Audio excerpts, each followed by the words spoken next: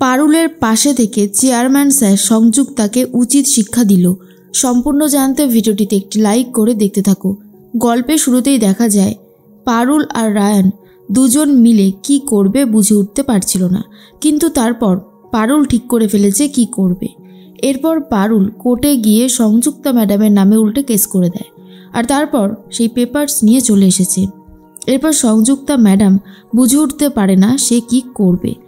ডাকা হয়েছে চেয়ারম্যান স্যারকেও।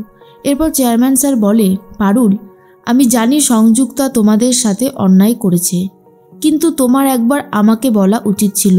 আমি কি তোমার পাশে থাকতাম না পারুল? পারুল তখন বলে, অবশ্যই থাকতেন স্যার, কিন্তু বারবার সংযুক্তা ম্যাডাম আমাকে ডিস্টার্ব করবে আর আমি আপনার কাছে গিয়ে বলবো সেটা খুব বাজে দেখায়। আপনিও তো আপনার কাজবাজ নিয়ে ব্যস্ত থাকেন, এইটা করলে কি ঠিক কাজ হবে বলুন তো? সেই জন্যই তো আমি কিছু জানাইনি। আশা করছি আপনি আমার অবস্থাটা বুঝতে পারছেন। এরপরেই চেয়ারম্যান স্যার বলে, যাই হোক, তুমি এক কাজ করো, তুমি এই কেসটা তুলে নাও, আমি সংযুক্তাকে বলে দিচ্ছি। কিন্তু পারুল তখন বলে, সরি স্যার, এই কেসটা আমি তুলতে পারবো না, কারণ যে কেস অলরেডি করে দিয়েছি সেই কেস তুলে নেওয়ার কোনো মানেই হয় না, আমাকে ক্ষমা করবেন। এরপর পারুল বলে যে আপনি এরকমভাবে বললে আমার তো খুব খারাপ লাগে, কিন্তু কি করব, সংযুক্তা ম্যাডাম যদি বুঝতে না চায় তাহলে আমার ক্ষেত্রেও আর কিছু করবার নেই। এরপর চেয়ারম্যান স্যার বলে, ঠিক আছে, আমি তোমার অবস্থাটা বুঝতে পেরেছি। এরপরেই চেয়ারম্যান স্যার বলে, দেখো সংযুক্তা, এই কোম্পানিটা আমি বানিয়েছি, এই কোম্পানিতে তুমি কি রুলস নিয়ে আসছো, রেগুলেশন নিয়ে আসছো, সেগুলো একবার আমাকে ইনফর্ম করা উচিত ছিল তোমার। তুমি কি করে এত বড় একটা সিদ্ধান্ত নিতে পারলে, এটাই তো আমি বুঝে উঠতে পারছি না। সংযুক্তা বলে, কিছু মনে করবেন না স্যার, আপনি এই কোম্পানিটা বানাতে পারেন, আমি এই কোম্পানির সিইও, এই কোম্পানির সাফল্যের পিছনে আমার অবদান সব থেকে বেশি। এই কোম্পানি কোথায় ছিল আর এখন কোথায় দাঁড়িয়ে আছে সবটাই কিন্তু আমার জন্য সম্ভব হয়েছে। তাই আপনি যাই বলুন না কেন, এটা আমি মেনে নিতে পারবো না যে এই কোম্পানিতে আমার সিদ্ধান্ত নেওয়ার অধিকার নেই। অফকোর্স আমি সিদ্ধান্ত নিতেই পারি, সেক্ষেত্রে আপনি আমাকে আটকাতে পারেন না। এরপরেই চেয়ারম্যান স্যার বলে, কিন্তু তুমি এই কেসটা তুলে নাও, তুমি এসব কেস নিয়ে এসো না। কিন্তু সংযুক্তা বলে, না স্যার, আমার পক্ষে এটা তুলে নেওয়া সম্ভব নয়, কারণ এই কাজটা আমি করবই করব। চেয়ারম্যান স্যার বলে, তোমরা দুজনাই যখন দুজনার সিদ্ধান্ত থেকে সরতে রাজি নও, তাহলে দেখা যাক কোর্টে শেষ পর্যন্ত তুমি কি করতে পারো সংযুক্তা, কারণ কেসটা কিন্তু পারুলদের ওপরেই রয়েছে, কেসটা কিন্তু পারুলরাই জিতবে। এরপরেই সংযুক্তা ম্যাডামকে না, পারুলকে চেয়ারম্যান স্যার বলে, পারুল, কেসটা লড়ে দেখিয়ে দাও তো, তুমি ঠিক কি করতে পারো। তোমার ওপর সম্পূর্ণ বিশ্বাস ভরসা আমার আছে, আমি জানি এই কেসটাতে তুমিই জিতবে, তোমার পক্ষে জেতা অনেক ইজি। এরপরে পারুল বলে, ধন্যবাদ স্যার। পারুল আর রায়ান দুজন মিলেই বিখ্যাত অ্যাডভোকেটের কাছে চলে যায়। অ্যাডভোকেট বলে, হ্যাঁ, এই কেসটা আপনারা জিততে পারবেন, কারণ আপনাদের ফরেই বেশি রয়েছে কেসটা, তো কোনো অসুবিধা হবে না। কিন্তু ব্যাপারটা হচ্ছে, আপনারা আমার যে ভিজিট সেটা দিতে পারবেন তো? এরপরে পারুল জিজ্ঞেস করে, আপনাকে কত টাকা দিতে হবে স্যার? তখন অ্যাডভোকেট বলে, পার কেসের যে হেয়ারিং পড়বে আমাকে 80,000 করে দিতে হবে, মানে 80,000 টাকা। পারুল আর রায়ান শুনেই তো একেবারে অবাক, আর বলে, 80,000 টাকা, এটা কী করে দেব? অ্যাডভোকেট বলে, তাহলে সস্তায় কোনো অ্যাডভোকেট খুঁজে নিন, তবে আমার মনে হয় না এর থেকে সস্তায় আপনি পাবেন।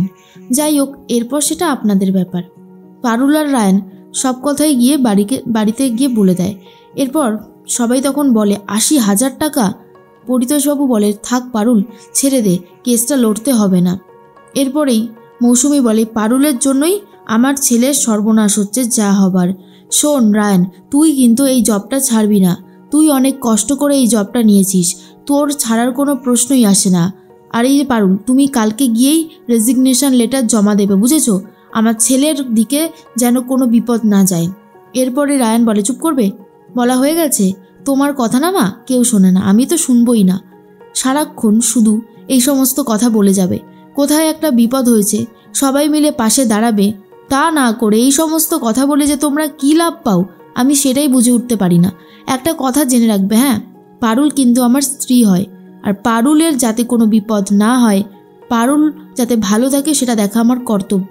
এরপর দাদু বলে, শোন দিদিভাই, তুই চিন্তা করিস না, টাকাটা আমি দেব, তুই উকিল ঠিক করে ফেল। কিন্তু পারুল তখন বলে, সরি দাদু, আপনারা আমাদেরকে ভালোবাসেন, আগলে রাখেন, ঠিক আছে, কিন্তু টাকা নিয়ে চলবার মতন এখন আর সেই বয়সটা নেই। এখন আমরা বড় হয়েছি, নিজেদের খরচাগুলো নিজেদেরই তো চালাতে হবে, তাই না? টাকা আমি নিতে পারবো না। দাদু তখন বলে, তাহলে কি উপায়? তুই কি করে কেসটা লড়বি দিদিভাই? তুই তো এরপর হেরে যাবি। পারুল বলে, আমি নিজের কেস নিজেই লড়বো, দেখাই যাক না শেষ পর্যন্ত কি হয়।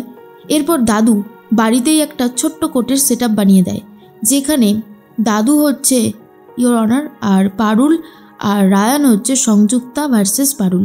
এরপর রায়ান কিছু প্রশ্ন করে, যেগুলো দাদু বলে এই প্রশ্নগুলো তো সংযুক্তা করতেই পারে, তুই কি উত্তর দিবি পারুল? পারুল তখন বলে দেয় কি উত্তর দেবে। তো এরকম একটা সেট আপ তৈরি হয়ে যায়, যেখানে বাড়িতেই অনেক প্রশ্ন উত্তর সাজিয়ে দেয় দাদু। সেগুলো খুব ভালোভাবেই পারুল ম্যানেজ করে নেয়। এরপরেই কোর্টে চলে গেছে সবাই। সেখানে গিয়ে দেখা যায় যে সংযুক্তার যে উকিল ছিল তিনি তখন বলতে থাকে, কোম্পানির কি রুলস হবে, কি রেগুলেশন হবে, সেগুলো তো এমপ্লয়িরা ঠিক করে দিতে পারে না, তাই না? কোম্পানি রুলস আর রেগুলেশন আনতেই পারে, সেক্ষেত্রে এমপ্লয়িদের সেটা মেনে নিতে হবে। পারুল এক্ষেত্রে আপনাকে মেনে নিতে হবে, হাজব্যান্ড ওয়াইফ একসাথে চাকরি করতে পারবে না। পারুল তখন বলে, কেন পারবে না? কোম্পানি হুটপাট করে একটা ডিসিশন দেবে, সেটা মেনে নিতে হবে। এখন যদি কোম্পানি বলে এমপ্লয়িদের 10 ঘন্টা করে ডিউটি করতে হবে, তাহলে কি তাদের 10 ঘন্টা করে ডিউটি করতে হবে? কেন? আমরা সবাই মানুষ, আমাদের নিজস্ব কিছু নীতি আছে, সেগুলো কোম্পানিকেও বুঝতে হবে। এখানে হাজব্যান্ড ওয়াইফ কাজ করলে কোম্পানির সমস্যা কি হবে, আমি তো এটাই বুঝে উঠতে পারছি না। আমার মনে হয় হাজব্যান্ড ওয়াইফ যদি কাজ করে তাহলে কোনো অসুবিধা থাকতেই পারে না। বাড়িতে তারা যাই করুক না কেন, অফিসে এসে তারা তো এমপ্লয়ি, তারা নিজেদের মতনই কাজ করতে পারবে, আর সেখানে কোনো অসুবিধা হবে না।